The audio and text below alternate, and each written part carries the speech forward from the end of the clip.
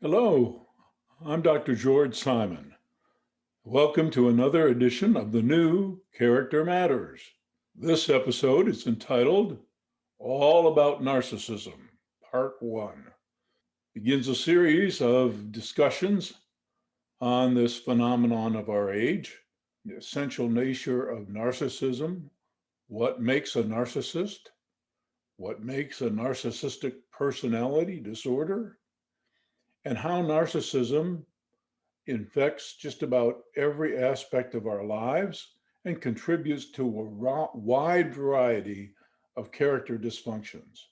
So, we'll be talking a lot on this program about narcissism, what it is, what it isn't. And unfortunately, this is not a live broadcast. We can't take your calls on this program, but we will soon have an announcement about a live broadcast where you can call in, but you can also submit questions about this or any other topic by going to my website at www.drgeorgesimon.com. That's DRGEORGESIMON.com or manipulative-people.com. Either ULR will take you to the same site. Just go to the website, go to the Contact Dr. Simon page or the Character Matters page, and click on the link that allows you to email me directly or message me directly. And you can ask your questions uh, or suggest a topic that you want covered on the new Character Matters program. And I'll be happy to address it when time permits. So, this program begins a discussion about one of the primary phenomena of our time, narcissism. Just exactly what is it? How does it contribute to disturbances of personality and character? What's it really all about? Is it just about egocentricity, ego inflation? Is it just about callousness, the use and abuse of others? So, a lot of dimensions to narcissism, and narcissism contributes to a lot of different disturbances of character. So, we're going to be talking about that. We're going to be talking about it in plain sense language that you can understand, and we're going to do the very best that we can to dispel some of the misconceptions that are prevalent out there these days. There is a lot of information available, especially on the internet these days, and in many popular books. Unfortunately, there's a lot of information that's not quite accurate as well. And there's a lot of misleading notions uh, uh, still prevalent about narcissism, what it's all about. It may interest you to know, we'll be talking about this more in programs to come. It may interest you to know that there are many different types of narcissism, some much more benign than others. So we'll be talking about that in the coming programs, beginning with today's program. So let's begin a discussion about narcissism, what it is, what it isn't, how it contributes to various types of personality and character dysfunction. And before I begin an in depth explanation of just exactly what narcissism is, let me uh, lay some groundwork for narcissism. One of the essential aspects of narcissism is egocentricity. In other words, the narcissist is preoccupied with him or herself. They still think the world revolves around them. And this is a natural thing in human development. We start off that way as infants. We not only think that we are the center of the universe, but we actually see everything around us, even the other folks in our life, as extensions of ourselves. This is part of normal human development. So it is very natural for us to begin life egocentric. None of us is born with character. Character has to be developed. Our personalities have to be carefully shaped. And these days, shaping up our personalities and our characters, which is the moral side of personality, shaping that up in a healthy way is more challenging than ever because of the nature of our culture, the nature of modern society, some of the prevailing values, some of the things in the structures of our society that reinforce, encourage, even reward uh, aspects of character that were once considered harmful and that today are so commonplace that we barely even notice them. And I've been writing a new book, spending a lot of time trying to get it just right. A new book that was formerly titled The 10 Commandments of Character. And I say formally titled that, and that was the working title of a book that I was going to put out that expanded upon uh, information that I included in my second published best-selling book, Character Disturbance. That's still a book well worth reading, Character Disturbance, The Phenomenon of Our Age. It discusses a wide range of character-related problems, and it especially describes what is really necessary to get the right kind of help when someone you know or you're in a relationship with has a significant disturbance of character. They're making your life miserable. And you know that they need help, but getting the right kind of help and finding the right motivation to get the help is a big challenge to be sure. Most of the time, folks with character disturbances have to be drugged into a therapist's office, kicking and screaming, or under some kind of pressure. And even when they get there, they're not inclined to really take a serious look most of the time at their ways of seeing things and doing things. Most of the time, what they really want to do is cast a good impression and make the therapist think that the person that drugged them into the therapy encounter is the crazy one. So it's a challenging thing to be sure. And in character disturbance, I not only outline all the various disturbed character types, but I especially outline what you've got to look for when you're seeking help. Otherwise, you're going to experience what I call, and some other folks also call, therapy induced trauma, which is the kind of trauma you experience when you go to get help and you end up feeling worse for the effort. So, in my book, Character Disturbance, for the first time, I introduced these concepts that I called the 10 Commandments of Character. These are the essential life lessons that we have long known that folks have to learn, not just learn, but also embrace and internalize in order to be decent kinds of folks, in order to turn out a fairly decent kind of human being. And these life lessons used to be a major focus of child rearing and personal development. Not so much anymore, which is just one of the reasons why we have so much more character dysfunction than we used to have. But I took those 10 commandments of character, uh, outlined beginning on page 140 of my book, Character Disturbance, and originally crafted, along with a co author, a whole book on the subject based on popular request. I had a number of folks, a high number of folks, write and ask me to say more about character development. And so we began a project called the 10 Commandments of Character. Well, I wasn't really pleased with the outcome.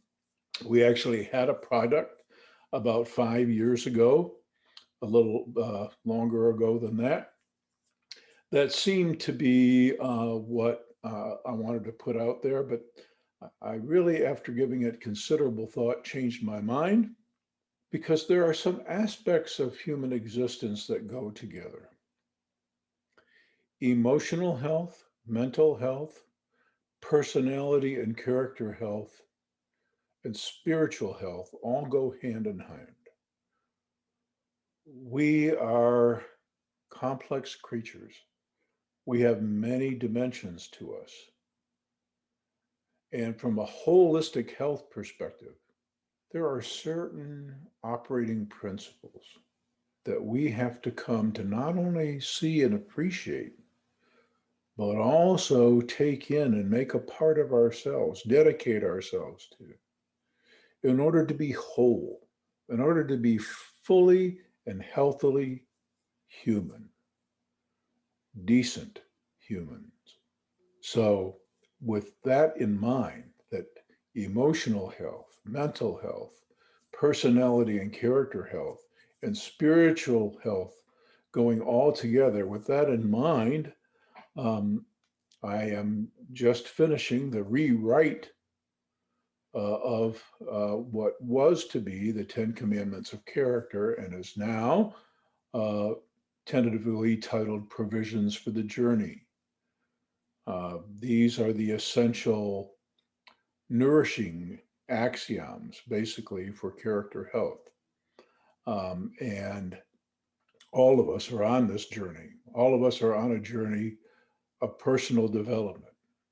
How that journey turns out, how we grow along the way, what kind of character we form, that is what makes all the difference as far as what kind of world we're going to live in, how it's going to operate, how our relationships are going to go. And in that vein, the first commandment, character development, has to do with this egocentricity that we're all born with. It's natural, right from our earliest days of awareness. We see ourselves as the center of the universe, and we see everything in our field of vision, everything in our uh, the range of everything within the range of our senses, everything that we come across, we see as extensions of ourselves. That is normal for an infant. We have to grow out of that, and some folks just don't grow out of that at all, and some folks don't grow out of that well. So, overcoming our innate egocentricity is what this first commandment of character development is all about. And I'd like to read it to you. It goes, "You are not the center of the universe. Rather, you're but one part of something much greater and more wondrous than you can possibly imagine. So be mindful of how you, your urges, and your desires, and most especially your behavior, impact everyone and everything else that exists." Boy, this is a meaty first commandment. And it's one I'm afraid that the narcissists among us have never learned. We have to grow out of a very natural kind of egocentricity where we think everything revolves around us, where it's all about us.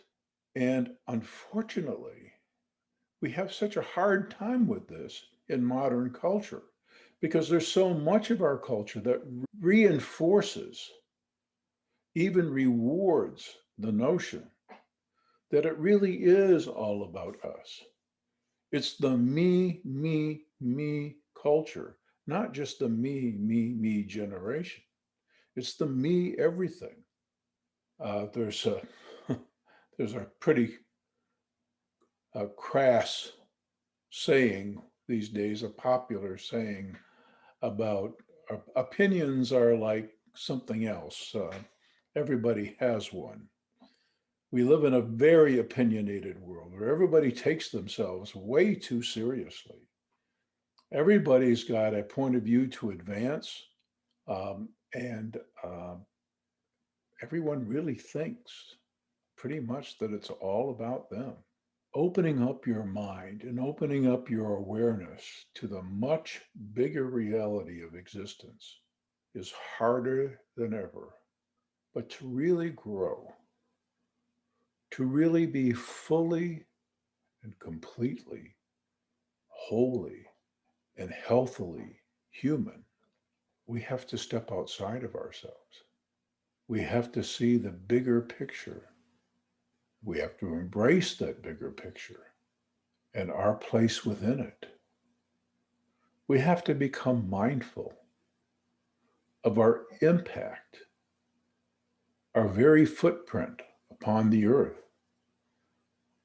within society, in our relationships, and being mindful about the nature of that impact, how our very presence and our very way of seeing and doing things impacts things. That kind of mindfulness is what makes the difference between infantile selfishness and wholesomeness, the kind of wholesomeness that's necessary for folks to have relationships that are truly loving, wholesome, satisfying, mutually respectful. Those kinds of things are in short supply these days, and largely because the most essential axiom of life, the very first commandment, as I call it, being aware that it's not just about us, doesn't get even much attention, let alone much reinforcement in modern culture. So I want to talk a little bit about that today and its contributions to narcissism. Because, in a very real sense, folks who struggle with narcissism as a feature of their personality have not moved past their infantile egocentricity. They engage a lot in what I call, in my book Character Disturbance, and in my book In Sheep's Clothing, and in my book The Judas Syndrome, and also in my book How Did We End Up Here, I call this egocentric thinking. Always thinking about myself and what I want, thinking the world revolves around me, not really taking much else into consideration. And even when I do take other things into consideration, it always comes back to me. Even when I take you into consideration, I do that in terms of how do you affect me? What do you bring to me in the way of something of value? This kind of egocentricity has been the ruining of many intimate relationships. Now, it's important to know that there are a lot of other factors in narcissism that make a narcissistic personality or a narcissistic personality disorder the kind of person that they are. But egocentrism is the first uh, and most important quality, and it represents, as I mentioned before, a failure to embrace one of the most fundamental lessons of life, and namely that the world is not a mere extension of ourselves, that we're a part of something. We are all connected, but not in the way that an infant perceives that we are connected. Now, uh, unfortunately, folks who just don't grow up character wise have a hard time distinguishing between the kind of essential interconnectivity of all creation and the kind of self centered, self focused view that everything of any value to the person is but an extension of themselves. I know many narcissistic parents, for example, who pride themselves on their beautiful and talented children, not so much because they really see and appreciate the unique value that person brings to the world, but because they see that person as a reflection of them, as evidence of their greatness, as an extension of themselves. And in narcissistic family systems, it's very interesting what will often happen. In narcissistic family systems, when children and spouses pay homage to the narcissist, when they reflect positively on the narcissist, well, everything is hunky dory. Everyone is connected and there's no strife. However, a narcissist is perfectly capable of completely cutting off and having nothing to do and throwing under the bus, so to speak, someone who does not um, uh, revere them in the way that they want to be revered, adulate them, uh, and does not cast this positive reflection. Uh, Sometimes in family systems with a narcissistic personality, the worst thing you can do is to uh, declare your own worth, be your own person, um, declare a sort of emotional independence, as it were, and this is what makes the difference. So, this egocentrism that we've been talking about is the most essential feature of narcissism.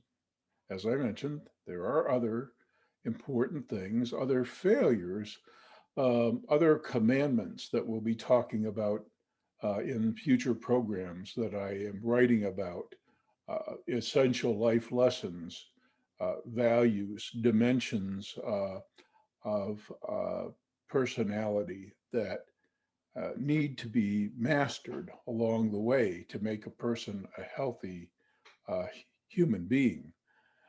And uh, when it comes to narcissists, there are many failures along the way, many failures to embrace some other important lessons. And some of them go together. For example, uh, one of the commandments that we'll be talking about in a future program has to do with a solid and healthy and balanced, that's the key word, balanced sense of self worth. For years, there's been a lot of misconceptions about the nature of self esteem and its importance and how to get the balance right and when it isn't right and what makes it not right. Um, and When it comes to narcissism, many times self esteem is inflated and the person has an unrealistic sense of self. And this goes along with this egocentrism. There are many other things that contribute to a narcissistic personality. We'll be talking about them all.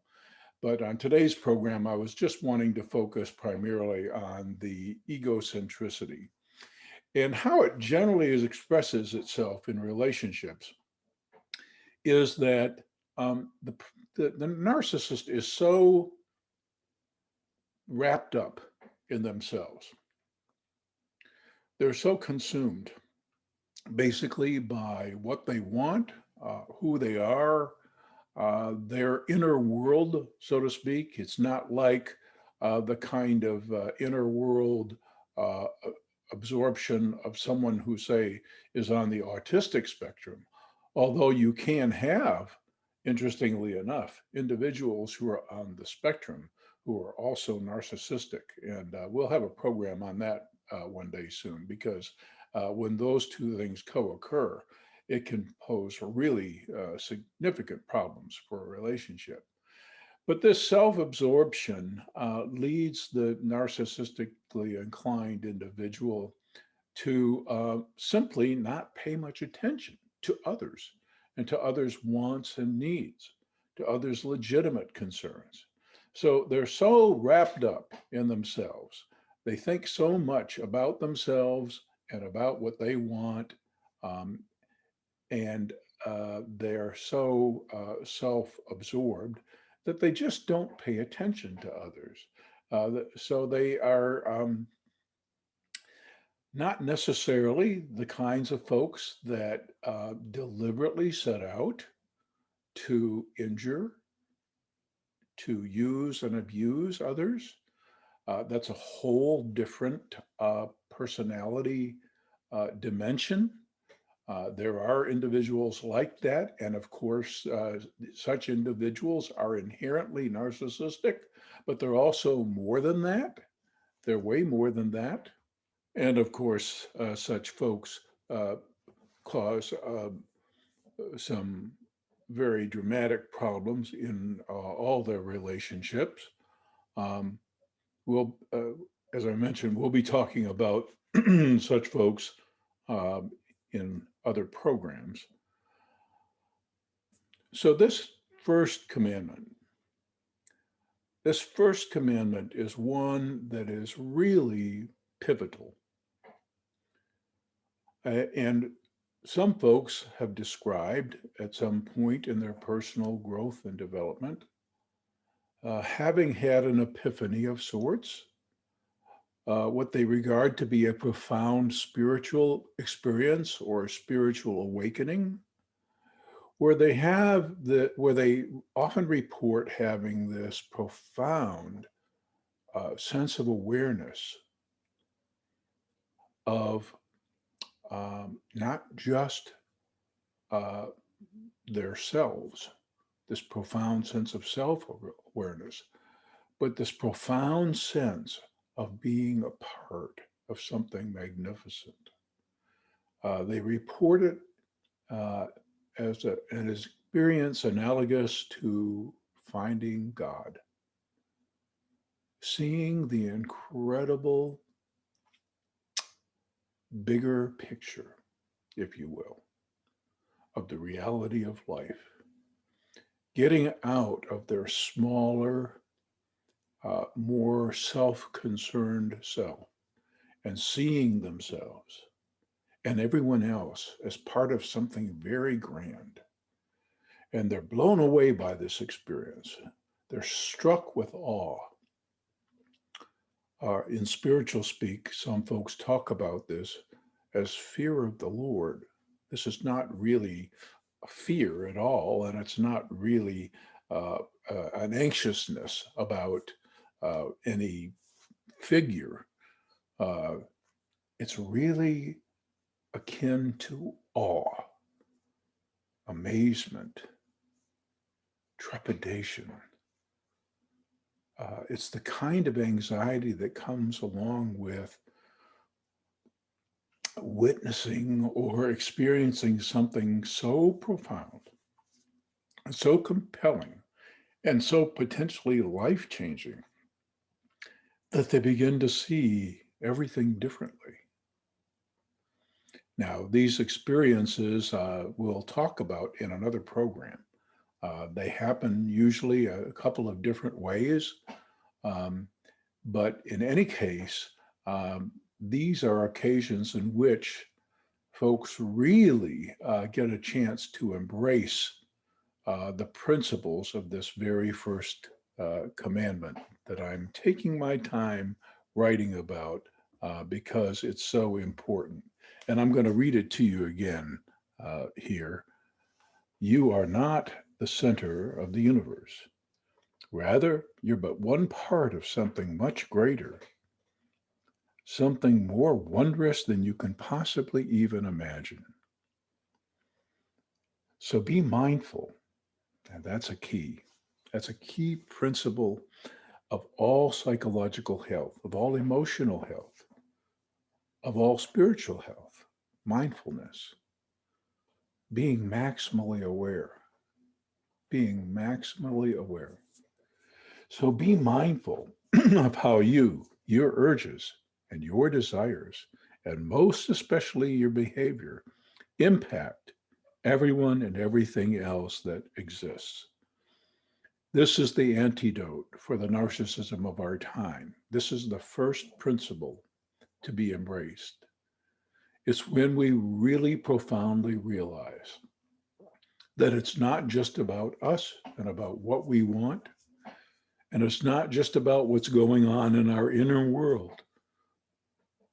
It's about realizing at a very profoundly deep level that we're a part of something, that we're all connected in some way, that everything each one of us does has impact, some kind of impact. And here's the real kicker. This is your food for thought for this program. That impact will, I'm oversimplifying, but I'm doing so on purpose. That impact that you have, that impact of your behavior, especially, will be one of two things. It will either be loving and therefore inherently constructive, creatively constructive. So it will either be loving or it will be inherently destructive. It's basically the only two ways that you can have impact in any given moment, in any place and time. And folks who have mastered, embraced, learned the lessons of this first commandment of good character have learned to be mindful of the impact that they have in every present moment and to do the best they can to have that impact be loving, constructive, creatively so, bringing goodness and healing into the world. That's the first step. That's the first step toward real character. And I'll be talking more about these things on other editions of Character Matters. And I'll have an announcement soon about the first live podcast, the first live broadcast. We will occasionally, once a month or so, have live programs that we will also post on the podcast archives on YouTube and on Facebook and on the blog at www.drgeorgesimon.com. That's DRGEORGESIMON.com or manipulative-people.com. Either URL will take you to the same place.